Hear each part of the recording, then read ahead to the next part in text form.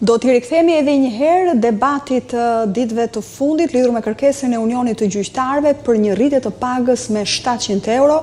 Për më shumë unë kam në lidhje të drejt për drejt juristin Jordan Daci për ta trajtuar më shumë këtë çështje. Ju përshëndes zoti Daci dhe ju falenderoj që jeni na dy CNN. Përshëndetje, faleminderit për mundësinë. Në fakt ka patur disa reagime pas kërkesës së Unionit të Gjyqtarëve, ka reaguar një ditë më parë kryeministri Rama dhe sot është gjykata kushtetuese si një kundërpërgjigje ndaj kryeministrit. Por unë do doja fillimisht dhe doja këtu dhe vlerësimin tuaj për kërkesën e Unionit të Gjyqtarëve për rritje pagash me 700 euro.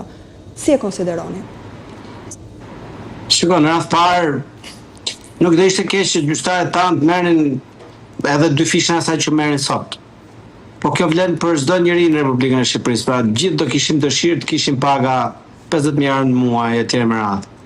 Megjithatë duhet kemi parasysh që reforma në drejtësi është një sforcë e madhe duke pasur parasysh buxhetin që ka Shqipëria. Unë kam pas fatin punoj për shumë vite edhe në Ministrinë e Financës e njoh dhe në këndvështrimin e ekzekutivit të çështje.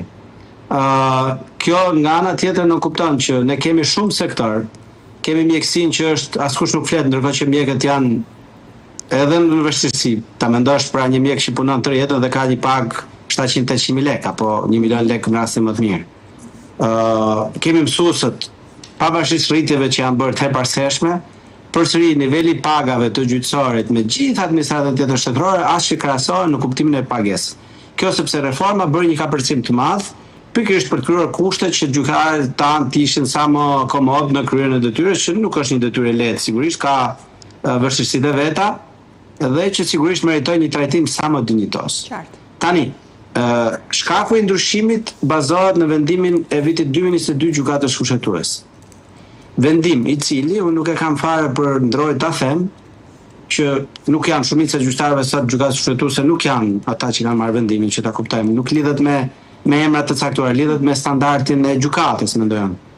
Dhe kritika që ne japim sigurisht ka të bëjë jo për të thënë që ja ziku qofse bot, por në gjykimin tim dhe besoj e njoh mjaftueshëm mirë çështën për cilën flas, gjykata kushtetuese në vendimin e parë të saj ka tejkaluar mandatin që kushtetuta i rezervon gjykatës kushtetuese.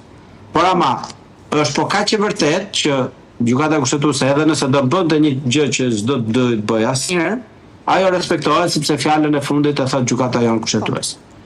Kjo nuk do të thotë që vendimi nuk respektohet, vendimi respektohet, zbatohet, por nuk mendoj se nuk ka vend për të bërë debat dhe për të dhënë mendim që për mendimin tim ai vendim ndërhyri në kompetencat e ligjvëndësit dhe të ekzekutivit, po posaçërisht të ligjvëndësit, duke jo vetëm shfuqizuar atë që u quajtur rënje e standardit, sepse kontrolli i lartë i shtetit nxorë që ishte për llogaritë gabime etj. Por përcaktoi edhe një farë mënyre edhe nivelin duke përcaktuar parametra deri dhe sasior, i diktoi kuvendit një qasje krejt të ndryshme. Absolutisht për pagat ekzistuese unë mendoj që janë shumë lart në raport me pjesën tjetër, por që gjithsesi gjyqtarët për shumë arsye i meritojnë. Sigurisht i meritojnë dhe shumë drejtues tjerë dhe kjo është një sfidë për vendin tonë që duhet mendoj edhe për shtreset e tjera.